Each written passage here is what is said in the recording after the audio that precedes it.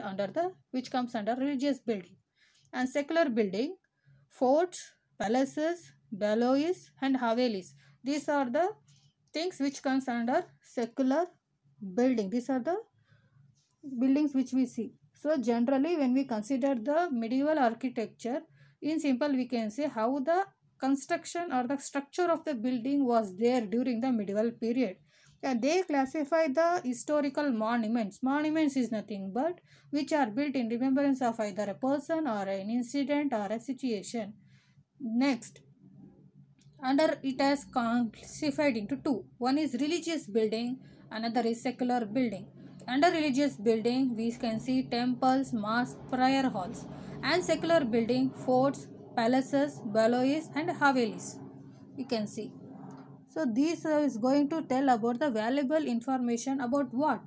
So these kinds of the buildings will tell us about which king has been ruled for the those period in that period, which king has been ruled for how many years, what was his how was his administration, against which rulers he was fought, and how the wealth was been there during his administration, what are the religious practices, taxation policies, and what are the religious practices he has been brought up, changes he has been brought up in his administration, how many years he has been ruled, and this monument is been built.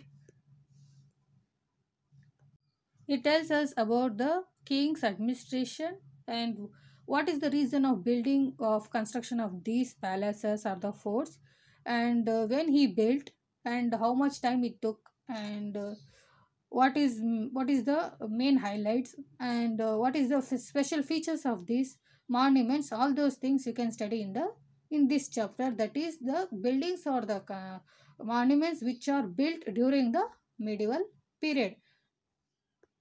So generally students, when we consider the architecture about the medieval architecture during this period, we can classify three styles of architecture we can see. One is Islamic architecture, second is Indian architecture, and third one is Indo-Islamic architecture. First is Islamic, second is Indian, and third is Indo-Islamic architecture. In Islamic architecture, we see domes, arches, gardens, tombs, pitira, dora, and geometrical designs will be seen moreover in the Islamic architectures of designs on the ceilings. Whereas in the Indian architecture, we see three styles of architecture: Nagara, Dravida, and Vesara style. Nagara, Dravida, and Vesara. And when we consider the Indo-Islamic, that is combination of Indian and the Islamic architecture, we see domes, use of calligraphy, written works, and inlay decorations, and use of marbles and motifs. These are the highlights of these three kinds of architecture, that is Islamic, Indian, and Indo-Islamic. So these are the three differences about the architecture which we can see during the period of medieval history.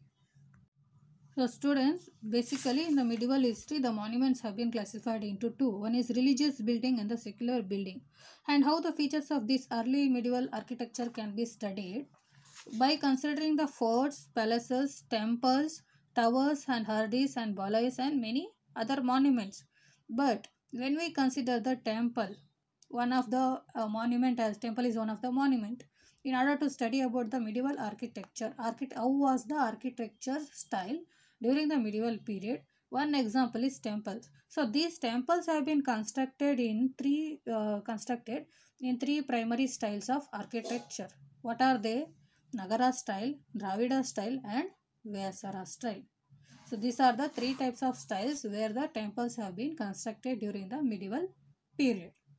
So students, so far what we studies is, this is an introduction class, that is what do you mean by architecture, when does the medieval period started, and during the medieval period the monuments have been classified into two. One is religious and the secular, and whatever the construction took place in the period of medieval time, so those how they have been constructed based on which are the styles, that is Nagara, Dravida and Vesara style, that is the temples which have been constructed by during this period.